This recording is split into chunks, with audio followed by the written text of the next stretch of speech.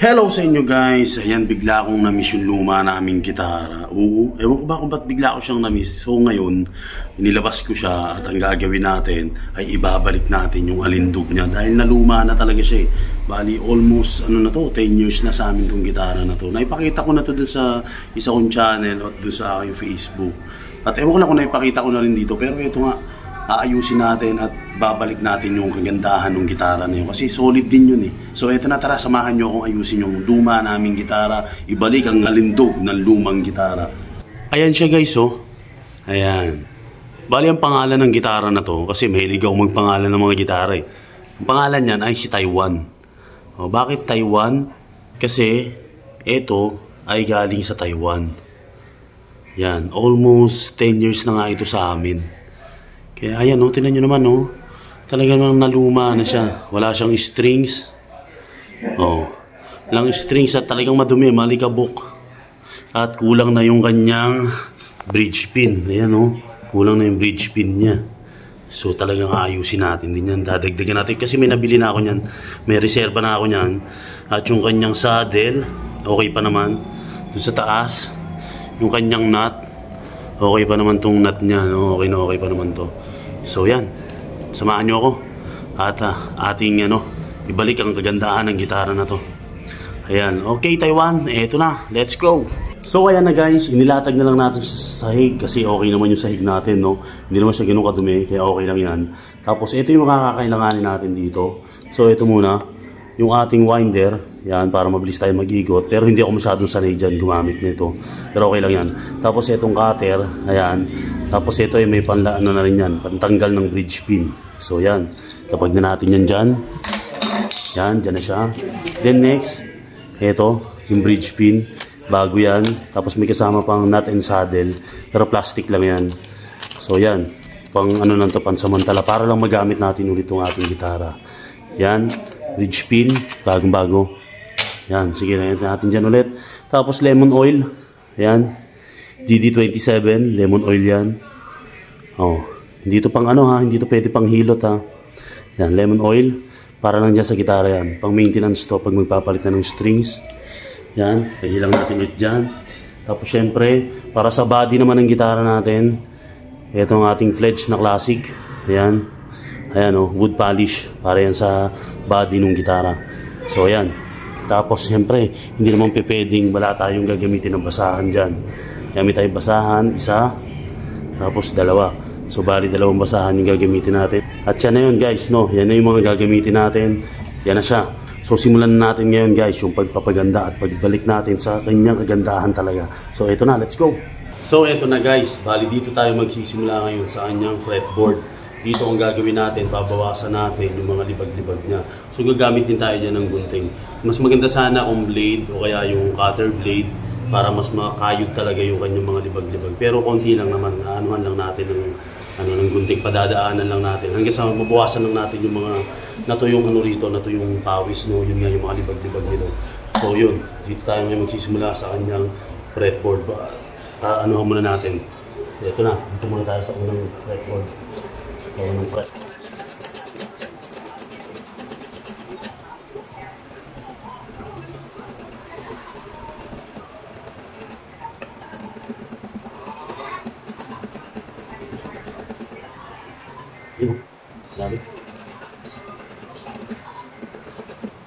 Yan guys, grabe libag niya guys, nakakita nyo naman siguro dyan, malibag, mamaya na yan, mawawalisan na ng ating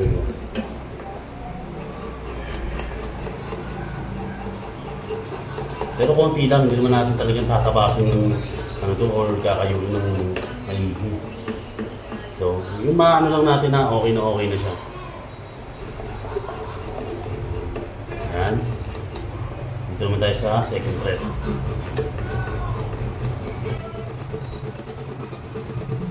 Oh, grabe guys, kita nyo ba yung libag na yan? Ang tindi.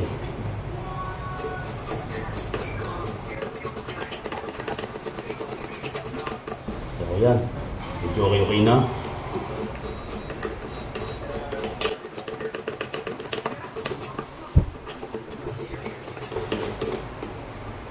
Okay. Dahil paano. Mas maganda na siyang tignan. Mamaya, mas makintab ito mamaya. Dito tayo sa pangatlo.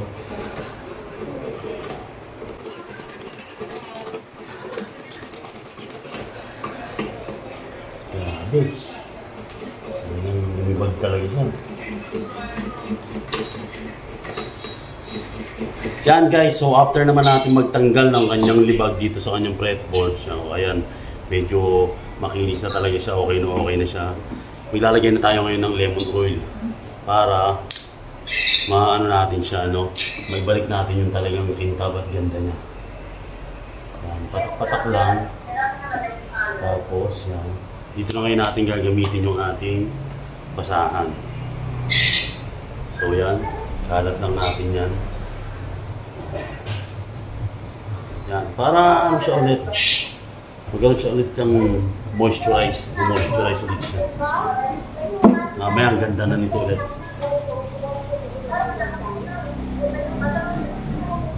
Yan o. Diba? Tapos, ibababad natin ito ng at least 3 minutes to 5 minutes. Paglagay natin itong lemon oil. Tuloy-tuloy lang. Kalat lang natin. Diba? Unti-unti nang lumalabas yung ano niya ulit. Yung ganda niya ulit. So yan. Medyo bitin. Kasi matagal talaga itong ano. Matagal itong na-stack itong gitara na to at talagang hindi nagamit ng napakatagal. Maglagay ulit tayo ng konti pa. Yan. Tapos dito rin konti pa. Yun. Mamaya. Solid na ito mamaya. Yan.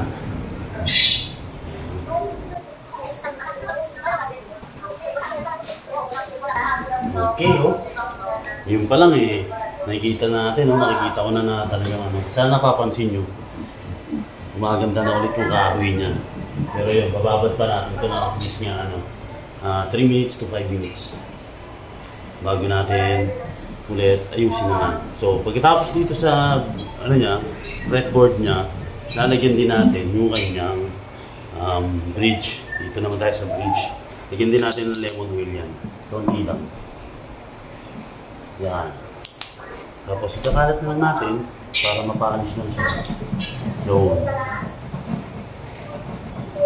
excuse me po.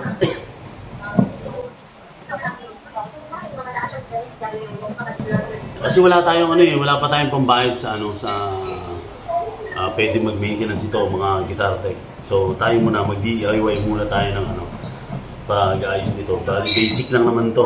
Kaya nilinis lang natin, papalitan lang natin ng strings. Mga pala, asan pala yung strings ko na binili? Teka. Kunin natin pala yung strings na binili ko. In-order ko to online eh, kasi wala naman akong alam na malapit-lapit dito na pwede natin magbilan ng strings. Ayan, excuse me po, inubo ko So ayan, ring-top na yan. Nandito yun eh. Mga aking strings na yung pinili. So ito, yan o. Yan, box na rin natin habang ano, hinihintay natin ng 3 minutes or 5 minutes nga. So, ito yung string na binili natin.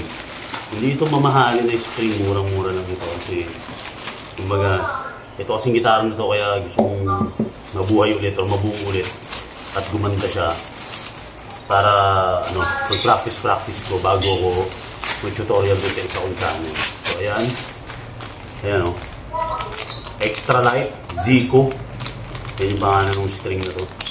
So mamaya ikakabit natin to. Ayan muna siya. So yan.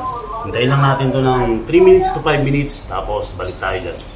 So ayan na guys. Okay na yan. Talaga namang makinis na ulit yung kanyang fretboard at medyo makintab na yung kanyang fret wires. Kaso lang, wala kasi akong pang polish talaga. Pero okay na rin yan kahit pa paano yan. Kumintab-kintab naman siya na pakintab naman natin ng konti. At yung fretboard niya nga, makinis na ulit. Pwede na ulit ito pang rakraka, no? Ganda na ulit. So, ang next natin gagawin, maglalagyan tayo ng strings. So, kakailangan natin itong strings natin at yung bago nating mga ano, ang bridge pin. So yan. Labas lang natin yung bago natin mga bridge pin. Yan. Tapos yung strings natin. Zico. Extra light. Gauge 10. Yan. Ano, page 10. So, ano ba to? May gunting ako, ba't pinahirapan ko yung sarili ko? Yan na pala. May gunting pala tayo dito. Mura lang itong string na to. Subok ko na kasi siya. Kumbaga, ang unang nag-try nito, yung kumpare ko, at nirecommend niya nga sa akin na okay naman daw gamitin.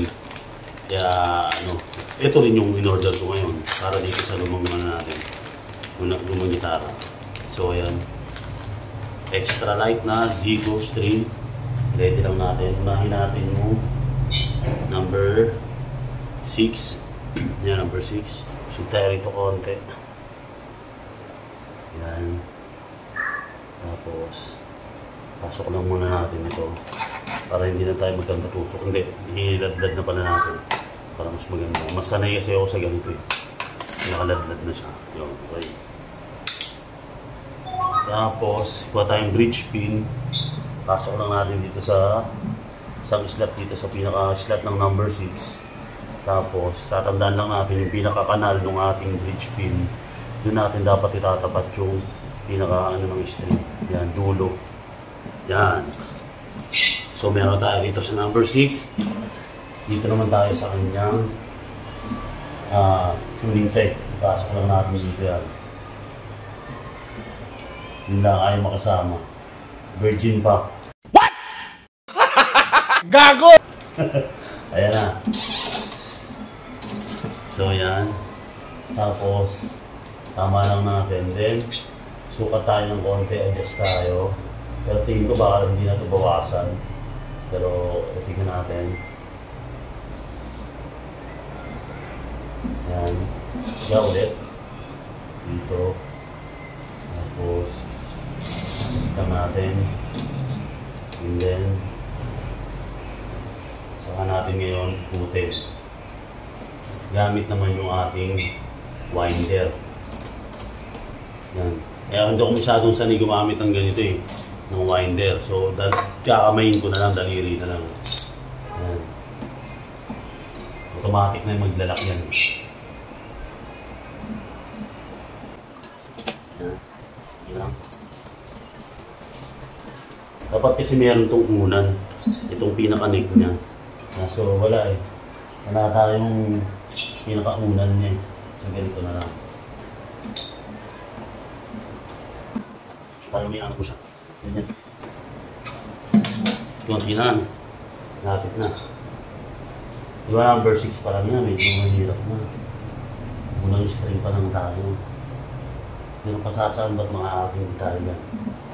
Tigas ng ano niya.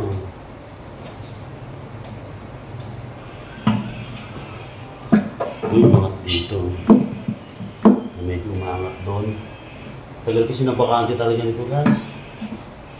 Yun o. Bale. Yan. Yun o. Ganda pa naman sa ano. Bale. Konti-konti na lang.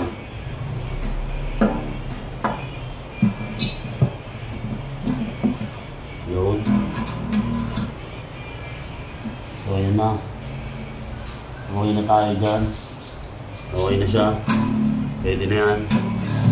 Fix natin number 5 na string. Sumbalit yan. Yan. Fifth string natin. Ito na. Fifth string.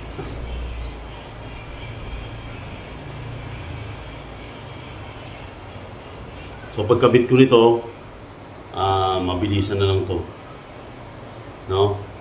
Balikan ko kayo kapag ano na, naikabit ko na lahat ng string para focus tayo rito. So yan, fifth string natin. Bigay lang ulit natin ganyan. Tapos yung ating bridge pin, yung pinaka-kanal niya, mayroon kasing kanal yan. Tapat lang natin dun sa string. Yun ang magdalak. Yan. Yun. So yan na yung ating fifth string. Medyo maluwag yung ano niya. Medyo maluwag yung pinaka sa bridge pin niya. Kasi sobrang tagal na talaga yun. Nabubunot, no? Teka. Yun. So, okay na. Natin mamaya. Sana hindi siya mahatak, no? So, yun. Naikabit na natin to. So, cut muna tayo. Balikan ko kayo pag naikabit na lahat ng string natin.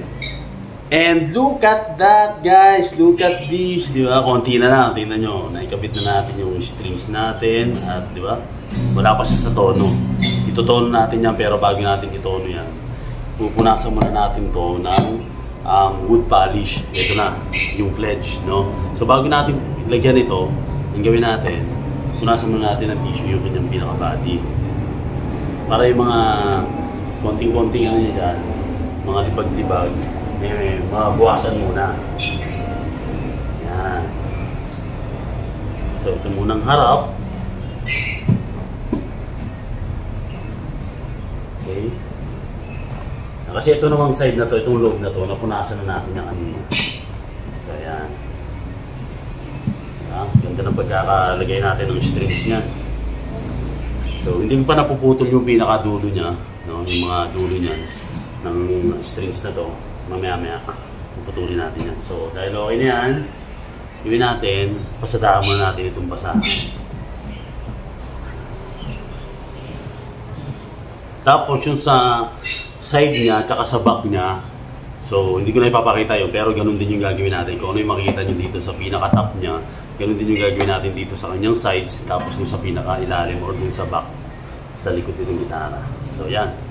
Dahil okay na tayo dyan, lagyan na ngayon natin ito.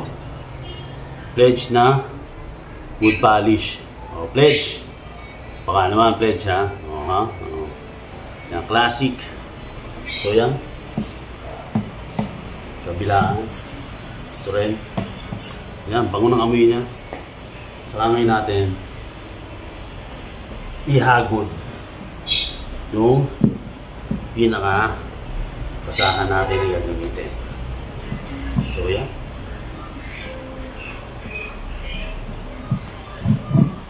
Oh, umikintab na guys. So, nakakapaganda. Paganda dito guys. Ayos na ayos pa kasi itong gitara na ito eh. Hindi lang talaga nagamit dahil yun nga, bumili kami ng mga bagong gitara. Kumbaga, hindi naman nagsawa ano lang, bumili lang kami ng mga bago para maiba naman. Ganun lang.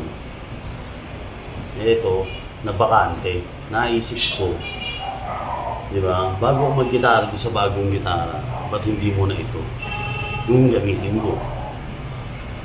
Para mas, mas hindi nabubugbog yun. Ito, mabubugbog. Pero hindi naman. Kaya nga ito, pinapaganda natin ulit siya. Kasi, para hindi natin mabubugbog yun. Magkapalitan na lang. Yan o, diba? Yung top nyo na, guys. Ganda na. So yan, tuloy ko to, pakita ko sa inyo after nating ma-polish na yung kanyang front, side, and back.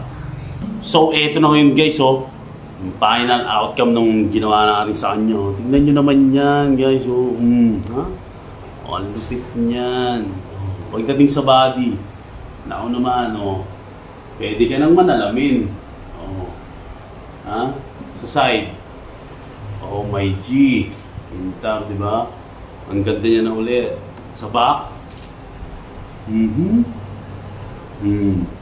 Naku naman yan, kahit langgam madudulas. Diba? Lupit, sa ilalim. Yeah. Fretboard. Yun nyo naman, i-compare nyo naman doon sa nakita nyo kanina. Lupit yan. Siyempre, hindi pa pwedeng walang yan. Sound check. So, sound check na natin yan. So, mabilis ang sound check lang. Di ba? Wala sa tono. Wala sa tono. Kasi hindi ko pa tinono. So, totono muna natin. Balikan ko kayo. Yun, eto. Sigurado na to. Nakasa tono na to, guys. Ha? Ito, sound check na natin yan. Sa mabilis ang sound check lang, no?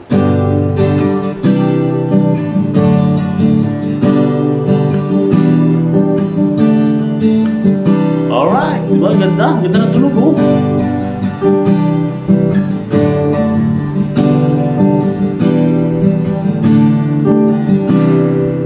Diba? Sabi sa inyo ganun lang, magdinis at magbalik ng alindog ng mga gitara natin. Sa may mga gitara dyan. Basic lang, tingnan nyo naman, diba? Parang siyang si Osawa, ano yun? Maria Osawa.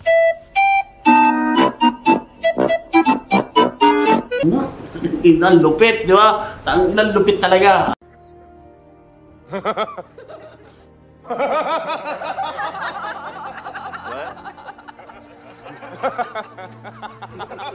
Nga, so, di ba? Paano? So, yun muna. Magkita agad tayo next time at kung kailan man yan, hindi ko po alam. Peace out. Hustle hard, hustle every single day. I'll be making moves till I'm buried in my grave.